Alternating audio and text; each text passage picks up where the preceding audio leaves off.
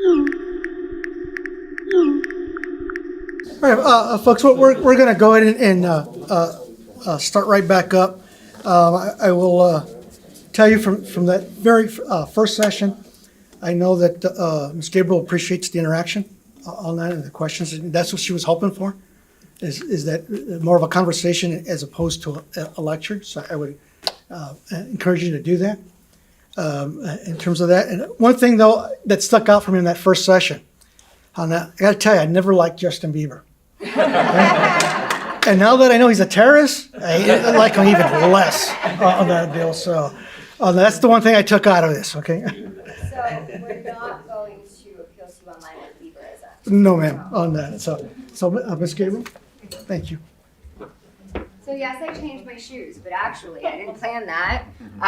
It's actually a really good segue into what we're going to talk about today, which is fashion forecasting and trend forecasting online, and how there are a multitude of factors that shape trends, shape people's openness to trends, and how we can use technology to sort of predict what's going to be trendy, whether it's terrorism or fashion or, green juice. So machine learning is all around you. I promise that before I ever had any idea that I was going to work for Alexa, computational social science and machine learning was my bread and butter. The way that I kind of came into this was I was a program manager for a project funded by the National Science Foundation. And it was about creating a computational model to predict political violence on social media by looking at grievance. And so we basically taught the machine, we trained the classifier to identify certain words, natural language processing, and figure out how aggrieved people were, and then look at how that was manifesting online, and then looking at the correlation with offline political violence. In so doing, I had never taken a computer science class, nothing, I can remember before the internet, and I think a lot of people my age are, the last people who will never take a computer science class unless they choose to. I think in the future, most people will end up taking some sort of introductory computer science course. But I worked with a computer scientist, Dr. Cody Benton, who actually now is at the iSchool at the University of Maryland. And so he is somebody who studies information online and how that kind of translates into real world activities. So all the things that we're talking about, his name is Dr. Cody Benton. He's done a lot of really good work on this, if you want to look him up. Highly, highly recommend his work. But I worked with him, and I really recognize that there is a tremendous value in working across disciplines, right? So in social science, we can only do so much with the tools that we have and the skills that we have to understand problems. But in the 21st century, we're in the information age. If everything's an information war, and I have no tools that I need to study, predict, detect on social platforms, I'm not going to get very far. So computational social science really is the intersection between social science, the study of human behavior, and computer science, which is, machine learning, technological innovation, and things like that. And so I think that the future of both disciplines, the future of social science is really in computational social science. However, as we're going to talk about, there is only so much that you can learn from the internet. It's not always 100% reliable. We're going to talk about why that is. Anyway, machine learning. I work for Alexa, right? Does anybody know about natural language processing? No. Okay. So natural language processing is something that came out of, I can't remember actually where it started, but basically it's about what can we infer based on what people say about what they mean, right? So there's a lot of different ways that you can apply this. There's like a dictionary, right? And if you say something to Alexa, there is a probability model that says, I think they said this, or I think they're asking that. And based on what you have said to Alexa in the past, Alexa's going to get smarter the more you use her, because she's going to be better able to understand what you're saying. There's also another use for natural language processing, which is basically if you have a 15-year-old on the internet from Kansas, right? Even if they don't tell you that they're a 15-year-old on the internet from Kansas, you can use natural language processing and machine learning to infer based on the way that they speak, the language that they use, their punctuation, things of that nature, how old they are, what demographic they are, their socioeconomic status, a lot of these things are pretty standard. You don't like, maybe we don't think about it in our everyday life, but when you're talking to someone, like you can get a sense of how educated they are, where they're from, by their accent, things like that. And so it is something that's really powerful for social science, generally speaking. But anyway, I want to hear from you. This is going to be a lot more conversational than the last block. What in your daily lives where do you encounter machine learning the most in your lives? You send a text message, the auto text messaging. Taking all of my good examples. I'm sorry, I'm here to help you. No, you're absolutely right. The predictive text, it's called Bayesian analysis, and that's like actually something that Barnett does, and I think it's like voodoo science, but if he was here, he would disagree with me. And it's basically the predictive text on your iPhone. Like, the more you use it, the more it can anticipate what you're trying to say. It uses context clues. They have, how many people use iPhones, right? Apple has probably the biggest database of language, and they have demographics. They have user demographics that exists probably next to Google, right? And so from everywhere around the world, they can make their machine learning algorithms smarter. When I get in my car to go to work, my iPhone will tell me 15 minutes light traffic to go to work. Exactly. or Do you to know come home. how? It picks up my pattern and Yes. the GPS is knowing my Yes. routine. Actually, there's a really, really, really interesting, not interesting, it was kind of sad. A woman figured out that her husband was cheating on her because remember a couple of years ago how you, for the first time, could request your entire Google history and see what Google had on you? That actually, that came out of a new law that was in the EU. Do you know what GDPR is? It doesn't matter. Anyway, so the EU law was you have to give all of your users every single data point that you have on them, absolutely. And so tech companies like Google doesn't just operate in the US or the EU. Their privacy policies really have to apply to everyone. Anyway, this woman was able to infer that her husband had been having an affair because every day at lunch he would go to this same place. And so I think she had her GPS and it kept telling him like to this address, go to this address, and she's like, oh, my husband's been having an affair because their GPS in their car is shared, and they use it for Google Maps. So things like that, you can tell a lot. But yes, the way that they can tell you how much traffic there is. So Waze and stuff, like in the beginning, it was like, oh, user reported traffic here, user reported traffic here. That's how you can infer. However, what they're really doing is, unless you've turned your location services off, unless you're using the GPS, they can see how fast or slow cars are going in that area. And based on machine learning, you're not in that traffic right now. But if this is the traffic pattern at 9 o'clock and people are going this slow now, we can then infer what the traffic pattern will be at 2 o'clock when you leave from work. And the more people contribute to this, the more people have GPS and iPhones and all of these things, the more accurate that gets. And so that's one way that we use machine learning. Anybody else? Your car now has the enabled to actually track where it's actually going without you even knowing that it's tracking where you're going. Yeah, that's true. So I'm just going to caveat here, this is not a lecture about privacy. I do Alexa privacy policy. My title is Alexa Privacy Policy Manager. So if you want to have a discussion about privacy, by all means, we can take it offline. But this isn't about the merits of technology or not. I will tell you, Alexa is not always listening to you. I promise. And I'm the person who makes sure that that's actually happening or not happening. But yes, the car. Your car can track you, and that's how people who have been abducted and there's all of these law enforcement tools now that leverage GPS to prevent crimes or find crimes or solve crimes. And so there are very positive uses for those things as well. What about mail? Email. Well, same thing with, like you're saying with Netflix, whenever you watch a movie, it makes suggestions based on your previous movies that you watched. It says, But So- login entries too, though, there are yeah. behind that of where you're actually logging in. Like, so you may not be at home, but you're logging in from wherever it is that you're hitting that IPN, it actually then, oh, today you are in a new location. I wonder who the analysts are in the room. No, but for sure, like, and in the tech industry, like LinkedIn actually, how many people are familiar with the concept of social engineering?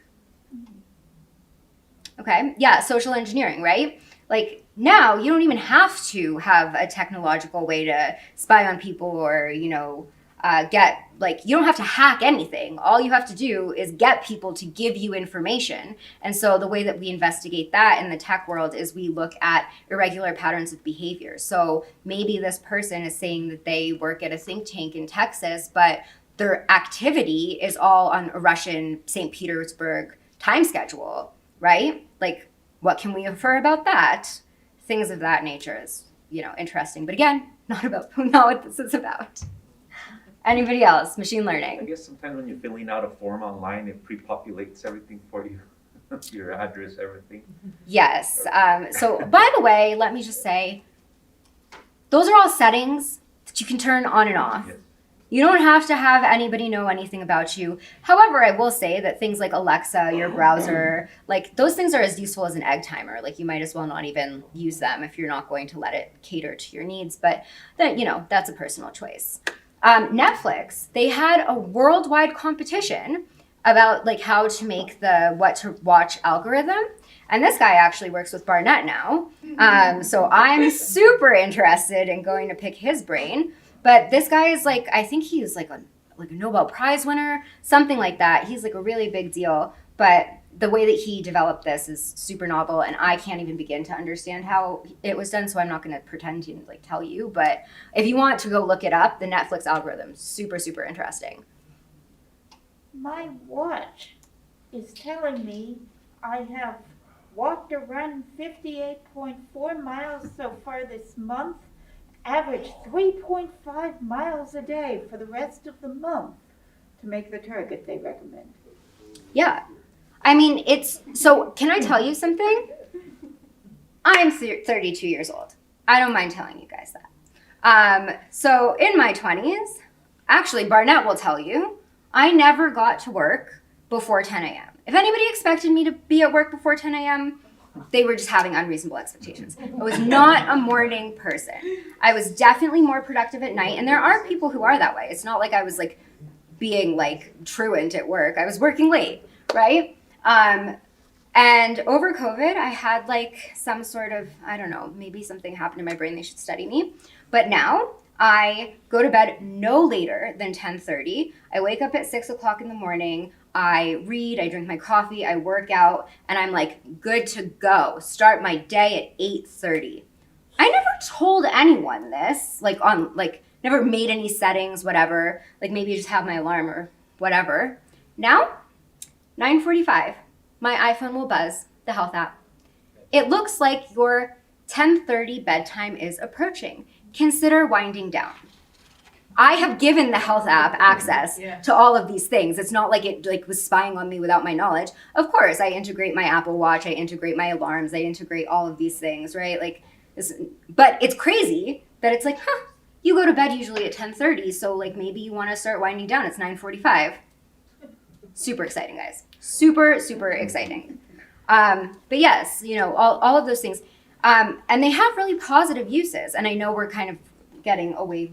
We could talk about this all day. It's very interesting. But Alexa actually we only use data for machine learning purposes that is like less than 6 years old, right?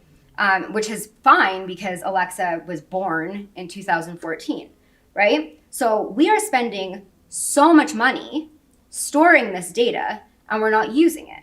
So most people from a business perspective, you would say like, why do you want to keep this data? There's actually a lot of evidence that patterns in people's speech that change can be used to detect things like Parkinson's earlier than a doctor would ever be able to detect Parkinson's. There are a lot of uses for this data. And so technically the data belongs to all of the users, right? So we don't want to unilaterally make the decision to delete it. So now it's like, do we give users the option to download it before we delete it? Like, what should we do with it? Are we benevolent? Should we give it to a research organization? But like, we don't know how valuable this information that we're all talking about is going to be in the future. And like maybe it will save lives, you know? We just don't know yet. So yeah, email, obviously we know spam filters. You mark something as spam, your computer gets better at identifying it as spam. You know, all the people in the world mark it as spam. It's definitely spam. It goes in your junk mail. Kayak, when you're buying plane tickets, right? Buy now. Our advice is buy now. Prices are likely to increase in 7 days. How do they know that, right? They're looking at how many people are buying. They're looking at what the economic climate is like. They're looking at, well, COVID has kind of thrown a wrench in all this, right? But like, you know, there are people who do this for a living and they can look at the impact of unexpected events on things like this. And then, you know, next pandemic, we'll have more information. Kayak will be smarter. So let's go back to social media. Social media platforms have huge data sets and they let users respond to events instantly. So if you're gonna have your finger on the pulse of humanity, public opinion, society, like all you have to do is be able to look at social media in the right way and you can learn a lot about what's happening. For the first time ever, really, you have access to unrestricted information. And so you can look at how many Facebook users there are, right? I think there's China's Facebook. This is an old graphic, I apologize. So this is how much of the world population uses Facebook. That's how many people are in China. That's how many people are in the US. And that's how much Twitter of the world's population in billions. So this is how many people are online, right? Since I've been talking, I don't know where the graphic went. This is sad. There's a cute little guy with a clock smile. Anyway, since I've been talking, this is how many social media posts have been posted on Instagram, Twitter, and Facebook. Since I've been talking, right? So if you wanted to know about something that happened 20 minutes ago, you already have all of this data. When else in the history of humanity have we had such instant information, right? But there are shortcomings of using this as the tell-all, be-all of what actually is happening in real life, and we'll talk about that. Oh, there's the clock.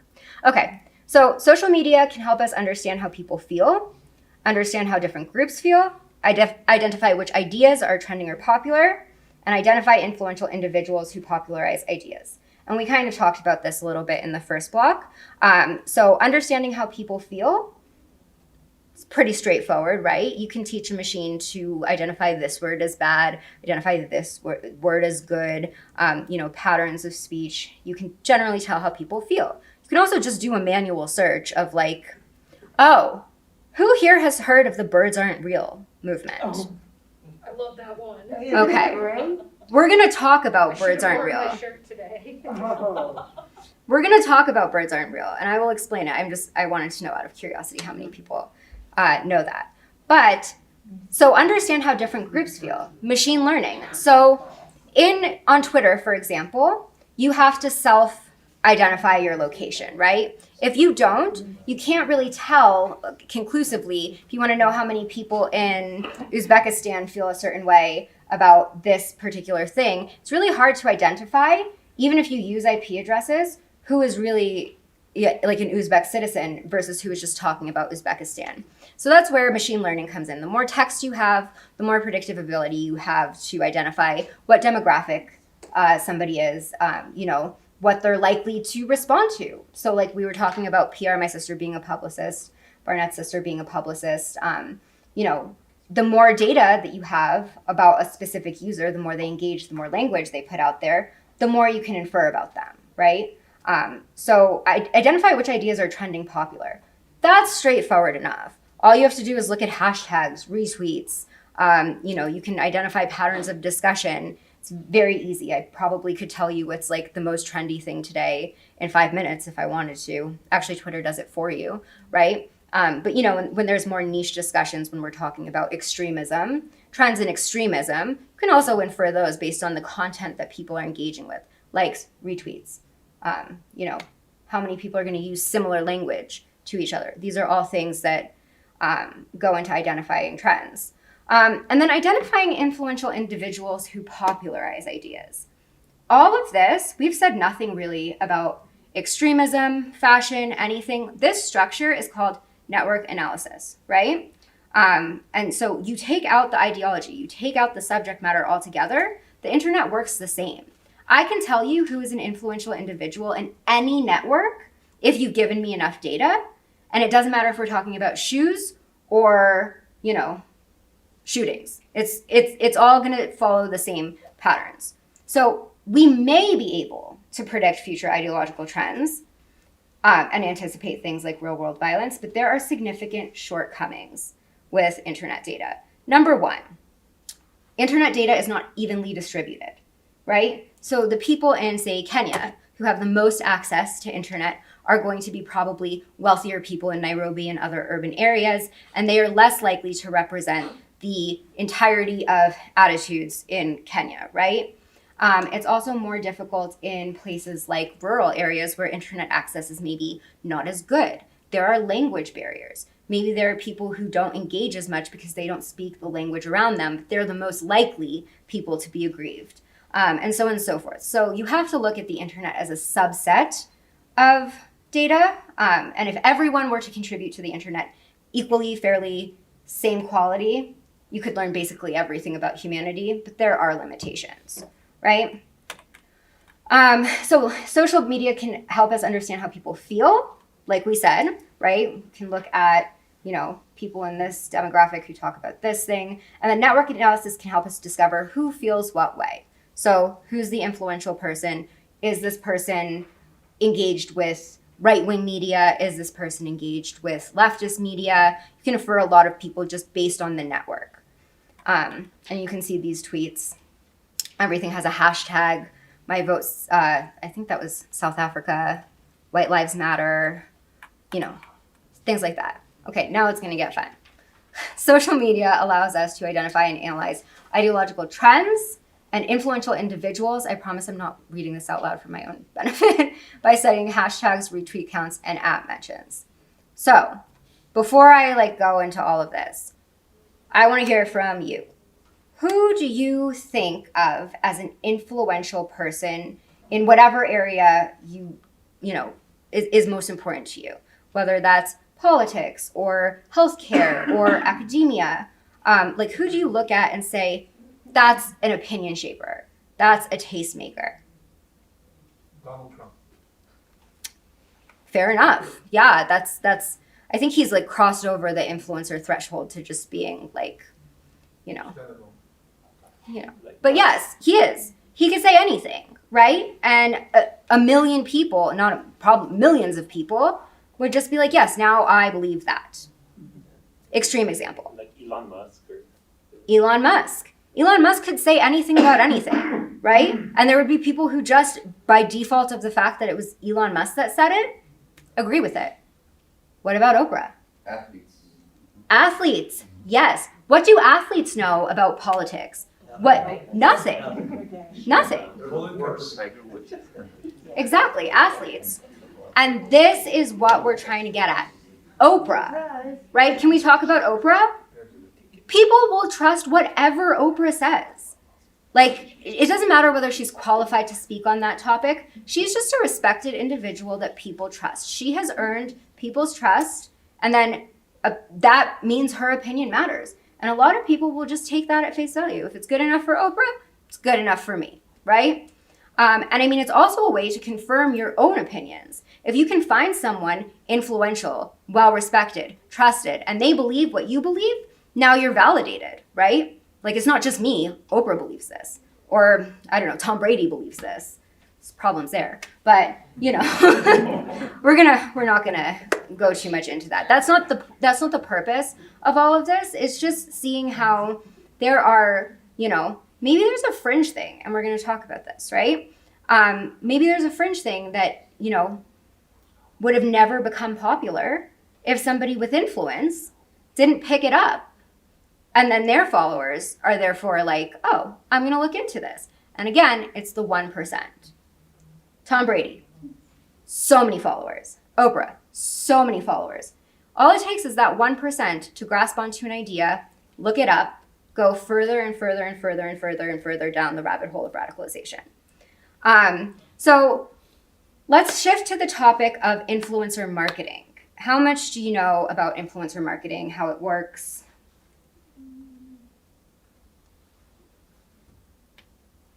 Okay. Yes. I know that at least somewhat recently, they've kind of been forced to attach like this is an ad to a lot of their marketing posts, kind of by merit of how many of them are marketing to children Mm-hmm. without pointing that out. Yes. Firefest comes to mind. Okay. Yeah. That's a great. Does anybody know what Firefest is? Firefest is basically this festival that was supposed to be all of these influencers publicized it, and it basically ended up being like akin to a refugee camp, and there was no food and running water. It was bad. But you know, they basically conned all of these people into believing it was going to be this super elite upscale festival. There's nothing there. So influencer marketing. This is what. This is kind of the tricky thing to explain if you're not engaged on social media with a lot of influencers, but I'm going to do my best. So, brand to consumer advertising. Remember how we were saying that traditional news media outlets are having a crisis of legitimacy? People don't trust them. People know they're being pandered to. People know that whatever is being said, like someone's got their hands in someone's pocket, right? Period. What it is. The same thing is happening with direct brand to consumer advertising. Like the 21st century consumer, I'm willing to say, especially like millennials, elder millennials and down, we don't care about ads. Like literally do not care. We all know everybody is motivated by making $1. People will tell us whatever and get us to believe whatever. Like we've heard all kinds of crazy things. And of course there are some consumer protections, but like really not that many. People can really say anything. And regulators are not that strict in enforcing, consumer marketing. But we trust people like Oprah. We trust people like Tom Brady. And if you go a level down from that, think of a niche interest, right? Pinterest, right? People go on Pinterest because they like to decorate their homes or they like to knit, right? And then I'm part of a knitting community. And there's one lady who's super, super active in my knitting community. And I trust her because I feel like I have something in common with her. And she's constantly serving me. She's giving me tips. She's giving me tricks. And then one day she posts something about essential oils, right? Harmless, and she's like telling us all about this essential oil course that she's taken. And then suddenly she's talking about how she's using essential oils to protect her kids against COVID, right? And I'm like, well, I trust her. Like, she seems to like know what she's talking about in other areas. We have things in common. Maybe she knows something that I don't. So then I Google essential oils COVID. And because I'm looking for it, I'm gonna find a whole lot of stuff, right? And then now I'm getting drawn further and further and further into the world of like essential oils cure cancer. And then I don't even know that that's how this is happening to me. I think, like you were saying, it's all my free will. I'm a smart and intelligent person. I can distinguish what information is good and what information is bad. And that's how influence works on social media today. When we're talking about the democratization of the internet, not everybody can be Tom Brady. Not everybody can be Oprah. Not everybody can be Kim Kardashian. Thank God. But anybody now can become an influencer on Instagram. And just by virtue of the fact that people trust them, people look at them as akin to them. Also, there's something aspirational about looking at somebody's life and seeing that they're close enough to you. Kim Kardashian is all the way out there. I don't relate to Kim Kardashian at all. However, I'm pretty big on fitness. I'm pretty big on yoga, right? And there's this girl who is a yogi and she owns her own wellness brand and all of these things. And I'm like, I have something in common with her. She's not that far out of my reach. I'm young, I'm smart. I could be an entrepreneur. I could do what she does. You know what I mean? And so I look at her life as aspirational, but close enough to mine that I could have that if I wanted to, right? And that's what makes influencer marketing so effective. You're not just buying what they're selling, you're buying them, generally speaking. And you and how you interact with people online, you are forming your social identity around the people that you follow and the people that follow you. And so it's not just liking, retweeting, whatever. Your behavior online is a reflection of your values and who you see yourself to be. And this may sound like it has nothing to do with extremism, but it really does. Will you give me like a 15-minute warning? Okay, thank you.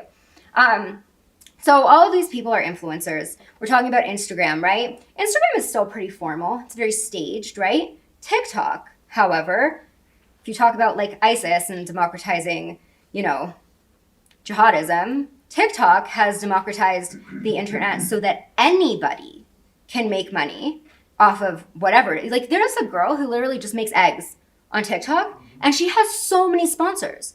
She's not particularly pretty. No, that's mean. Everyone's pretty in their own way. But she's not like particularly talented. There's nothing necessarily that special about her, but something about her resonated and so many people followed her and she does have a really big following. And like her voice is soothing, okay? Like I watch her, she's cool. And so, anybody really can become a vehicle for this 21st century advertising. So the big brands have caught on, right? They're like, we're not gonna sell directly to consumers. So what we're gonna do is use this middleman, this influencer, and we're gonna have that person, we're gonna pay that person. Yes. I'd like to share, for those of you that I don't know how many people follow golf, but on the PGA Tour, which is a professional golf tour in our country and the world, this year they're going to start paying players bonuses for who gets the most hits, and Google hits and social media hits. They're going to pay them millions of bonuses at the end of the year for the ones that got the most. And that's how they're trying to put the PGA Tour's name out there and try to grow the game. Yeah, absolutely. I mean, it works for everything. It works for extremism. It works for anything. And if you think... Like clothing, right? Like there's girls that just go on there and put on outfits.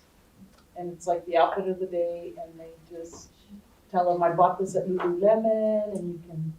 Exactly. And then people run out and go get that outfit.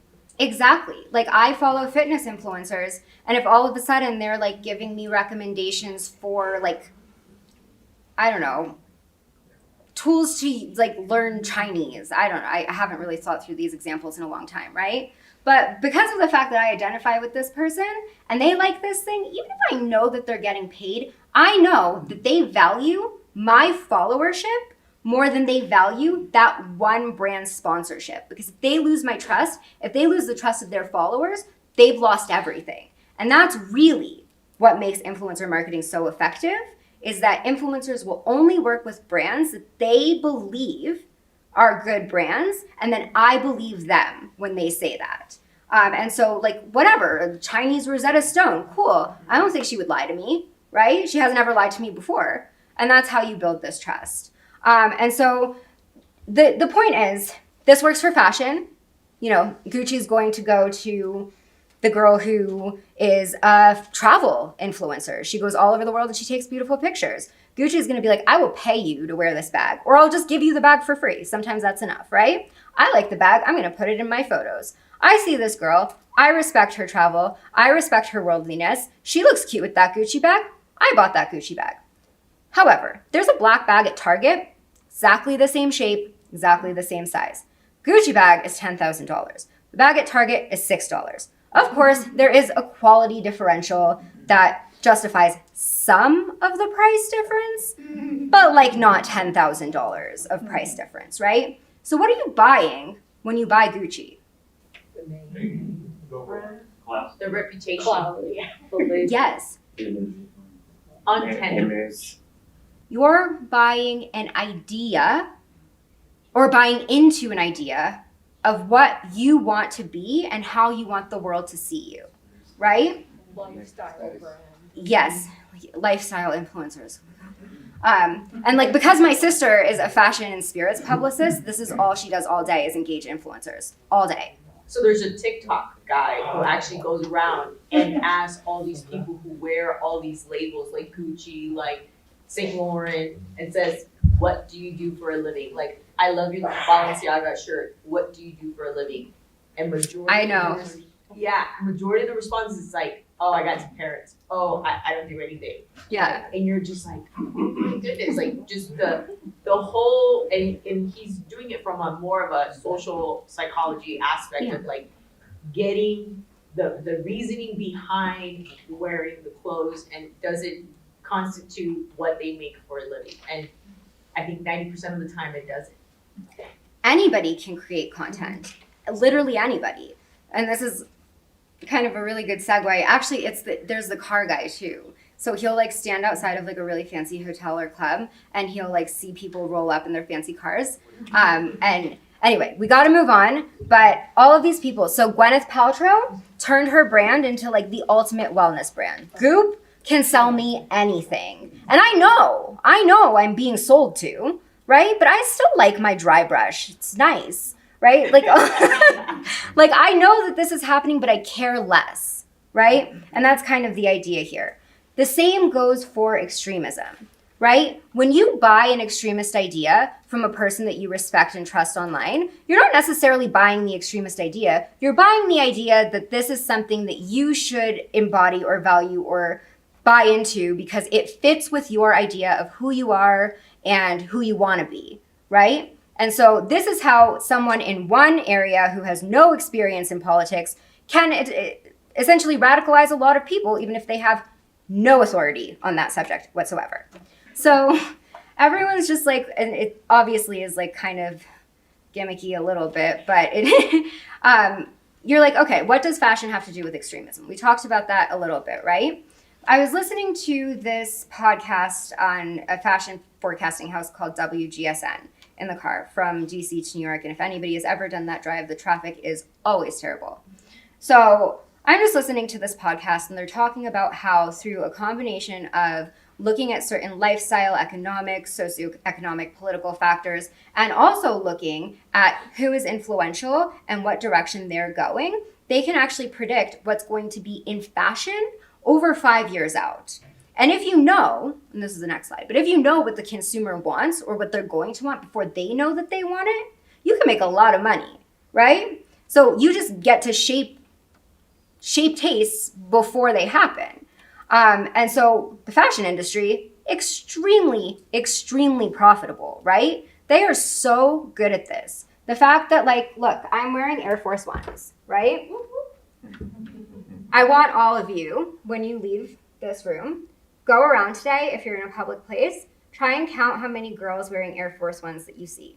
We have literally nothing in common other than the fact that we have all been in COVID now for however long. I was wearing heels. I haven't worn heels in like 2 years. And I'm like, why am I doing this? So collectively as a society, we've decided that discomfort is no longer necessary, right? Like it's just not necessary. But then like, why Air Force Ones specifically? Why were these the shoes that I had in my bag? They're ubiquitous now. I don't even know who started it, right? But like everyone, I'm a reason. Huh? Nelly in Was? 2002. Well, I mean like, Cool back in the 90s. yes. Yeah. Who repopularized them? I'm not sure, right? But now everyone is wearing the white Air Force Ones. Why? Because they're cool. Who was that influential person who got photographed wearing white Air Force Ones? I would like to know. I have to buy a new pair every 2 months because I can't keep white sneakers clean. So I would really nice. Too, with just the Nike stripe yellow, with the little charms too that you can personalize your Air Force Ones. We'll take that offline. I'm very interested in that. Yeah, I saw those because I still have mine from 2002, from when I was in high school, and then they turned yellow on their own. But I saw that. No, this is just But I saw that's the type that they sell now, so that haven't aged. Oh yeah, like the distressed pre-worn. Maybe I'll just keep them. I'm not sure anyone would want to walk in them. That's kind of gross. So anyway, the idea was if the fashion industry is so good at this and their algorithms are so accurate, could we maybe adapt some of their methods and models and try and anticipate things like what's going to be popular in the political space, what's going to radicalize people, like what's going to be the next trendy thing, and that's kind of where all of this came about. Like, what if it doesn't matter? And as we talked about, the network is the thing that matters, right? It doesn't really matter what the subject is. It's the network. If you can understand the network and you can understand who is going to popularize something, you may have a very tiny, tiny, tiny window to direct your efforts in a very targeted way before that influential person is able to push people over the edge and get them to adopt that narrative. So yes, we talked about this. Then social media has, we just talked about this. We can skip this. So why do influencers matter? this was sad. This is a really good video. So we actually talked about this, but this is a TED Talk, and this guy is explaining how, like, why is this person an influencer? Like, what does this person have that I don't have? And the idea is this person is about you. You trust them because you know you're the only reason that they are successful. The lady who makes eggs on TikTok, her fans are the most, or her followers are the most important things ever to her, because she knows without them, she'd be nothing, right? And so the best way to gain consumer trust is by aligning with somebody that you already trust. In ideological terms, that means if I am in a circle with a lot of people who I determine to be, you know, moderately right, not super right, I'm going to plant seeds that are not super offensive, right? But I'm going to try and suss out who is maybe predisposed to moving more towards like right-wing extremism, right? And then that person is going to be in a network, likely with someone that they trust, because that's where they've gotten this information. They've gone further, and then there's always going to be a trusted person there. So let's take a real world example. The caravan ahead of the midterm elections, right? Like, this was like an obsession. It was a media obsession. But like with everything else going on in the world, with all of the problems that we have, why was this the thing that became like one of the main topics of conversation? It brought people together with the same views. But it was small. Like in comparison to other things, like the caravan was like, why did this become popular? Votes. For votes. For votes, yes, but how? So this is, sorry? Media. It was just on TV 24/7. Yes, but why? It's ideologically representative of a larger issue that people find problematic. But why this thing? I'm going to tell you, just spoiler alert. Because it could influence the results of the election. But who knew that? Univision. Like, who had the crystal ball? Who had the crystal ball and said, They do that. they were shaking it and they were like, huh, what are we going to use? What are we going to use? Who decided? Politician. Yes, but why? Okay, I'm going to tell you. So basically, like anything else, right? There are a million things that could have polarized people, gotten votes, rallied people around their fears, right? Rallied people around ideology, a million things.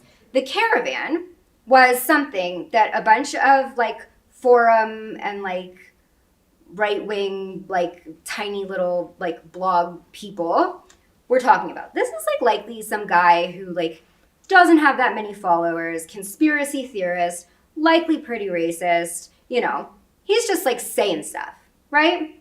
Then I'm someone and I'm like, huh, this is interesting. I bet people will get angry about this. I like making people angry. I'm an angry person. I'm gonna retweet this, right? And then, you know, in the network, these people don't have a lot of followers. They don't have a lot of influence. They are eventually gonna catch the attention of somebody who has slightly more influence, maybe 10,000 followers, right? People have like 200 followers each, maybe less, maybe 50 followers. They're gonna catch the attention of someone who has 10,000 followers, right? The person with 10,000 followers is gonna retweet it. All of their 10,000 followers are going to retweet it. Eventually, it's gonna catch the attention of someone who has real influence. Whether or not that person is a political influencer, if they are trusted enough to have that many followers on social media, they are likely going to be able to popularize this in a way that the guy who originated this conspiracy theory, or whatever you want to call it, could not. And then someone like Rush Limbaugh is going to pick it up, right? Now people on the internet are mad. My grandma is mad about the caravan. My cousin's grandma is mad about the caravan. People are double locking their doors. People are like putting their guns in accessible locations because the caravan is coming, guys.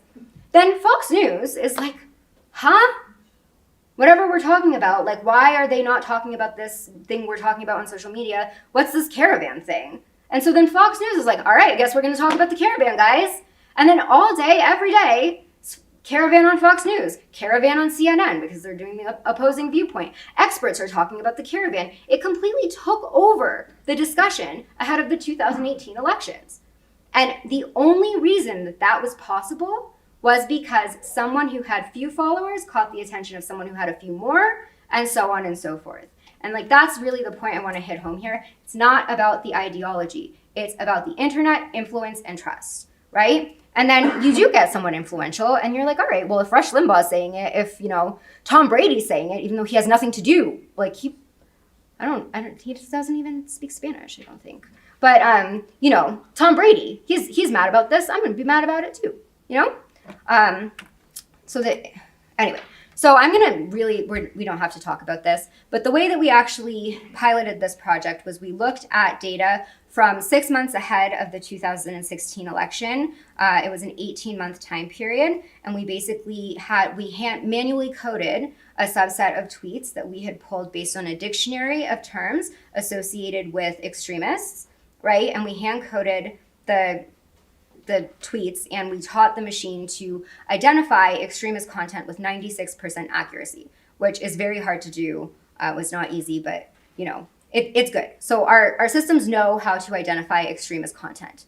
Then, once we did that, we looked at basically a heat map of this extremist content, and we looked at how it changed over time.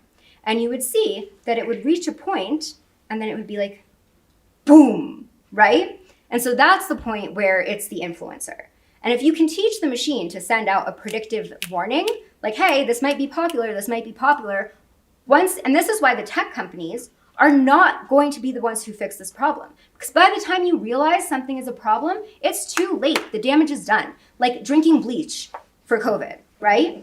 Like, even one day later, there's gonna be a couple of people who drink bleach. They're dead now. You failed, right? So like, you have to know that this is something that's gaining buzz. And so if you can look at these maps and you can identify a point that's a little bit behind the tipping point, your odds of curtailing the harm that can come from the popularization of that, it's a very tiny window, but if you can teach the machine to do it well enough, you can probably make a difference. The second thing is, if we can look at these patterns and we can look at which narratives resonate with which demographics using things like natural language processing, geotagging, things like that, we can then simulate the narrative resonance, like who is gonna buy this idea, essentially.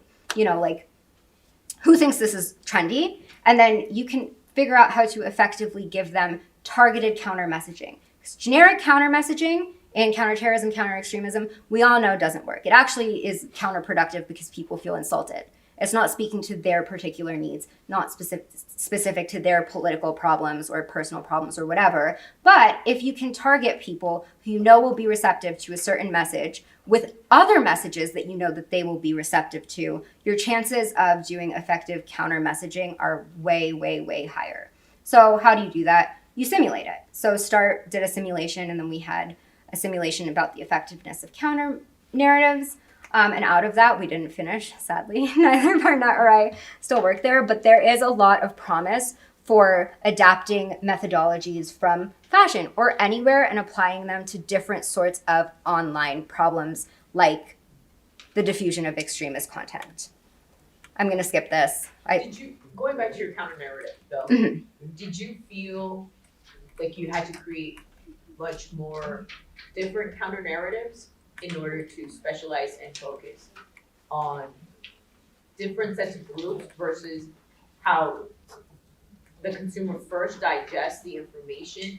It is not as specialized and targeted towards that consumer, but once you're doing the counter narrative, now you actually have to be even more definitive on who you're actually targeting.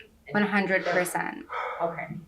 And so it's not just one ideology. We're not just looking at people who are like upset about one issue, right? We're looking at overlapping issues. And this is also kind of how machine learning can help us out. What are people who engage with one issue? What else are they likely to engage with, right? And so, I mean, I'm not going to sit here and try and explain to you what the computer does because, to be honest, I don't know. But, you know, there are ways of figuring out these patterns. Like we said, how does my phone know I go to bed at 10:30? There are ways. And it's just about the amount of data that you have, and social media gives us a lot of it. And biometrics give us a lot, and all of these different things. Yeah. Oh, sorry. I think you also see it in language, the influence of language. It used to be Merriam-Webster dictionary. Every so often they'd say, these are 5 new words we're adding because things have changed. But now you see the list, and it's like every year, and it's a long list because they decide to say conversate and verse instead of verses. Mm-hmm. You know, Navy versus Army, and they say Amy versus Army, and Navy versus Army. And then you start seeing that everybody says it now. And then the dictionary has to add those words because they're influencing just the language. Everybody does it. I'm gonna tell you something, and I feel like every single generation of people, like observing the generation under them, has said this before the internet, after the internet. This will always be a thing. I cannot understand a word my cousin's kids say. Like, they have their own language. Like, they say like sus and cringe. I know because I study social media, but in real life, she's laughing because she knows what I mean. Does anybody know? Does anybody know who this person is? Is it Jesse? This girl is a girl named Tinks. You know who Tinks is. All right. Guess how much Tinks gets paid to do one, like, I guess, piece of content about a brand? How much? $150,000 every time she makes a 15-second clip on her story or her TikTok. $150,000. My sister was trying to work with her, and she was like, hell no.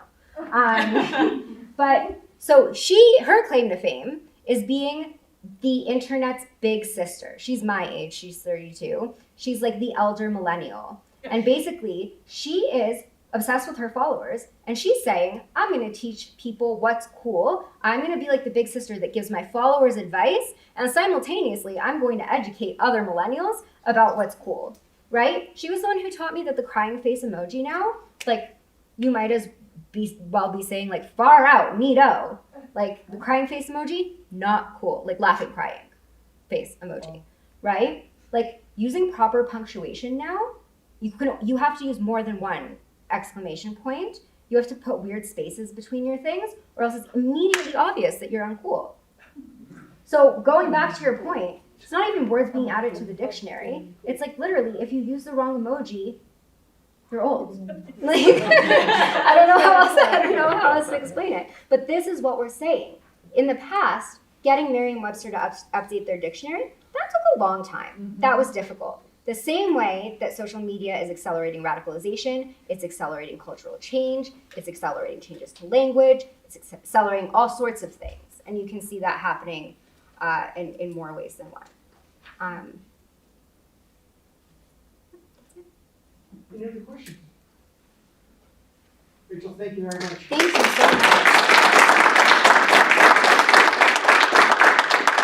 You guys have been so wonderful. My contact information and Barnett's contact information right here. Feel free. I encourage you to email. I would love, even in the break, I heard from some of you about what you're doing and what your experiences have been in work and life, and I think that's the best part of this for me. So please, I would love to continue the conversation with you. Well, thank you very much.